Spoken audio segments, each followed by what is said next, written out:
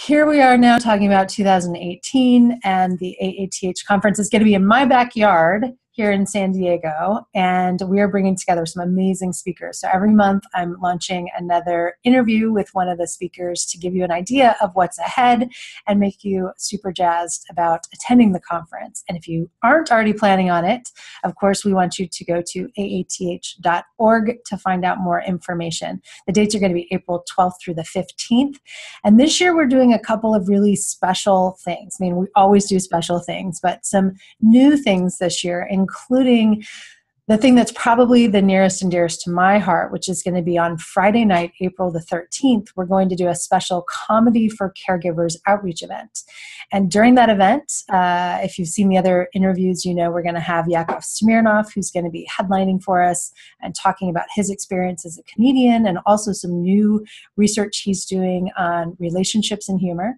We're going to have a couple of other guests with us as well, talking about their different journeys and resilience. And one of the things I really wanted to have was a representative from a group I've been involved with for a long time, the Challenged Athletes Foundation, also here in San Diego. They're an amazing organization that helps to give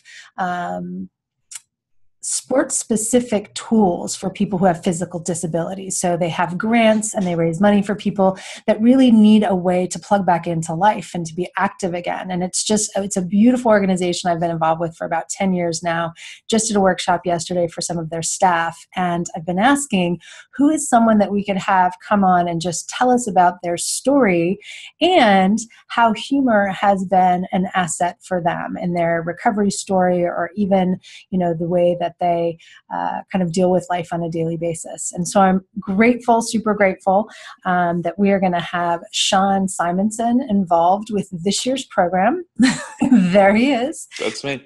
Sean is here with me today just to give you a little bit of information about his background, but we don't want to tell the whole story because he's going to be with us not only on Friday night at the Comedy for Caregivers event, but also throughout the program, and a special experience that we're going to have on Sunday morning called a Beyond Funny 1K, where we're going to get everybody actually out doing something active. And Sean's going to be there with us for that as well. So welcome, Sean. That was a long, rambly introduction, but thank you so much for joining me and being part of our conference this year. I'm super excited to have you there. Well, thanks for having me. I really appreciate it, and I look forward to it. Yeah, thanks. So as I mentioned to you, we're going to actually post a link to your story because you have a beautiful story on your website where people can see, really all that you've gone through before, your life before and your life after, and all the things that you're doing now, which is really incredible. But maybe you could just give us the Cliff Notes version of kind of your journey that brought you to CAF. So the Cliff Notes version of my particular incident was I was riding a mountain bike and I got injured and I became a quadriplegic. And when I woke up from surgery being a quadriplegic, my brother whispered in my ear that we were going to get one of those really cool racing wheelchairs. And that really started off kind of the giggling of how we're going to treat this incident. And life really progressed from there, but I'll leave it at that in terms of cliffhanger so that people in the audience can come check that out when they come visit in April.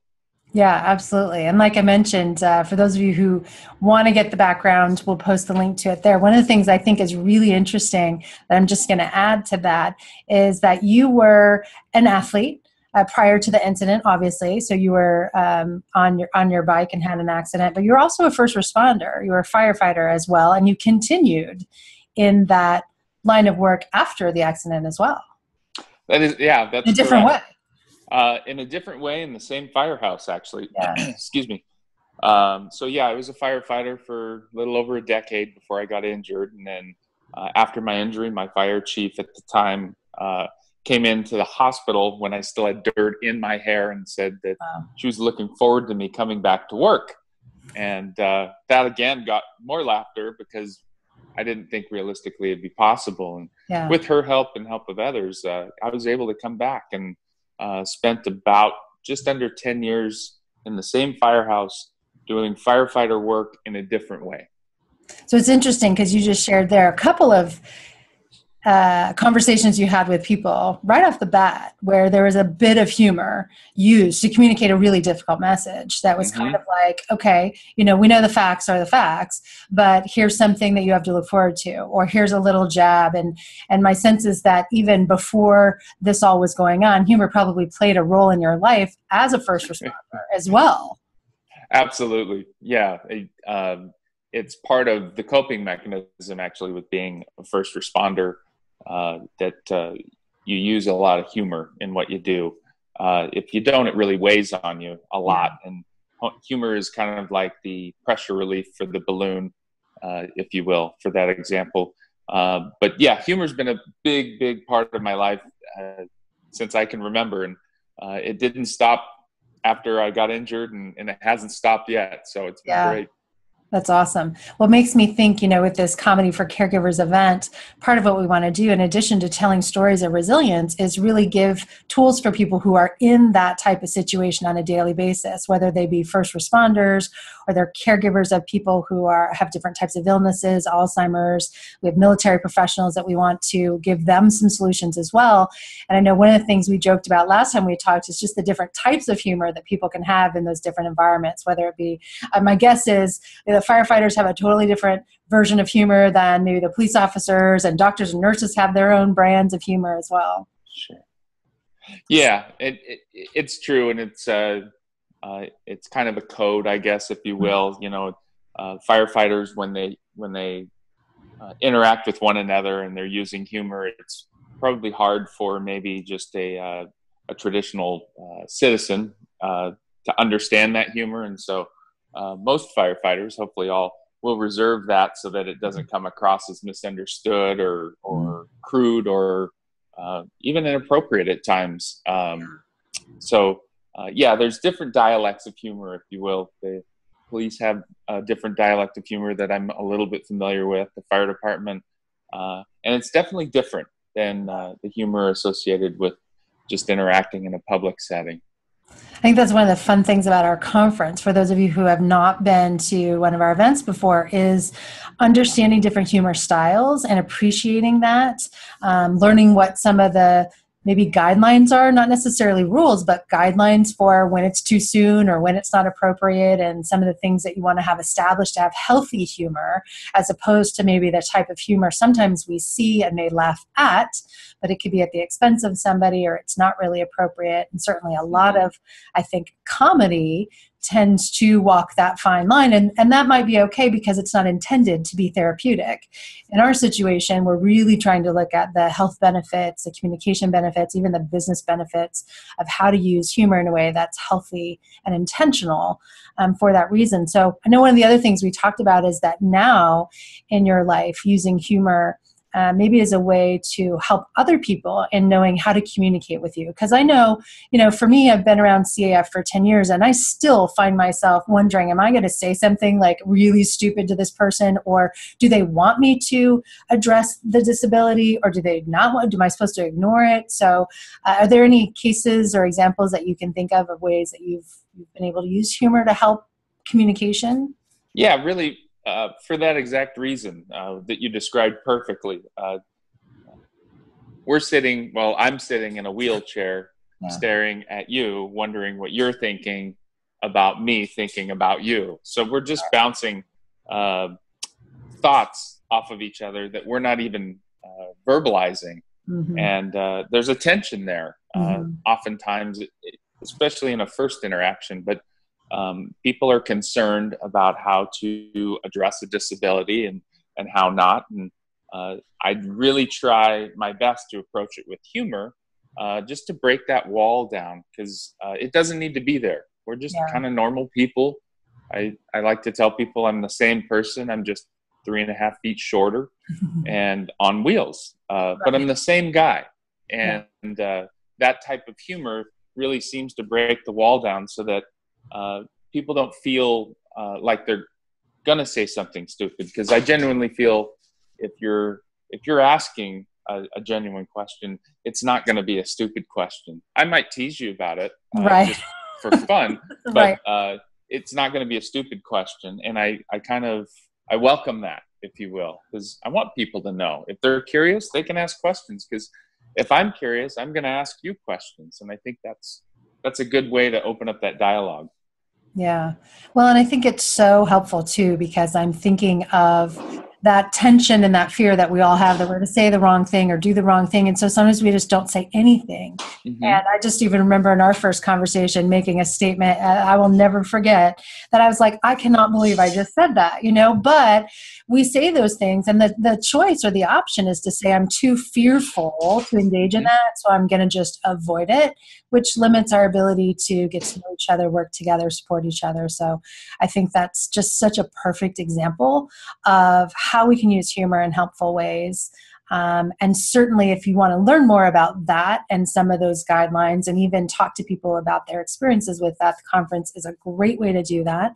I also just want to share with everybody, I wanted to release this discussion, this interview with you in October, because October is a hot season for Challenge Athletes Foundation. I was just with the staff yesterday as they're getting ready to ramp up into this season for the San Diego Triathlon Challenge, which is happening in San Diego on October 22nd. And I believe there it is, logo placement. Very nice. And I think it's challengeathletes.org is the website that people can go to. I'll also post a link here below the video. But you're going to be down here for that event as well, and there's preparation that's involved so people can actually volunteer and see one of the most amazing experiences that I've ever had, where you have able-bodied, people coming and doing a triathlon and doing their best effort to compete in that way, and then you have very able challenged athletes that have different physical limitations but are just absolutely amazing at what they can accomplish. It's so inspiring. So you've been involved with challenged athletes for a while now, and you've participated in that event as well. Is that correct? That's right. Yeah, for over a decade now, I've been coming down to do the SDTC, the San Diego Triathlon Challenge. And to just add one thing to what you said is, I love coming down because we're racing side by side. The able-bodied and the challenged athletes are actually racing the same race together, side by side. And as we're running, biking, and sometimes swimming, if you're able to talk while you swim, we're interacting and we're actually learning about each other. And I can tell you, I've made so many different friends and learned so many different things from people just from doing the event. I think it's a wonderful event, and I've heard nothing but good things from the able-bodied folks that come down and help, because they find it so interesting, fun, entertaining, and gratifying to get involved. Yeah. And being a part and volunteering, if you're able to do that, if not, just coming and being part of the day is really incredible. People are always seeing me post on that day every year and wanting to be involved. So if you are in the area, come be involved. I'm going to be at a conference, but I'm actually bailing from the conference that morning just to come over, sneak away, play hooky, and then come back recharged and inspired from the event. So you will hear more about Challenge Athletes Foundation when you're at our conference for the Association for Applied and Therapeutic Humor. And really my goal and what makes my heart sing is bringing organizations like this together to learn from each other and support each other. So we will be doing some fundraising efforts for CAF as part of our conference as well, and sharing our information with their athletes so that they can learn more about applied and therapeutic humor. So I will post those links below this interview. And Sean, I just want to say again, thank you so much for being part of our conference. Super excited to have you here. Excited for everybody to get a chance to meet you. And we'll teach you a few things about humor while you're with us as well. Okay. I look forward to it. And thank you again. I'm really excited about coming. And in October, come down to La Jolla Cove. Come say hi to me. I'm going to be there all weekend. And yeah, thanks again. I'm really looking forward to it in April. Okay, great. Thanks, everybody.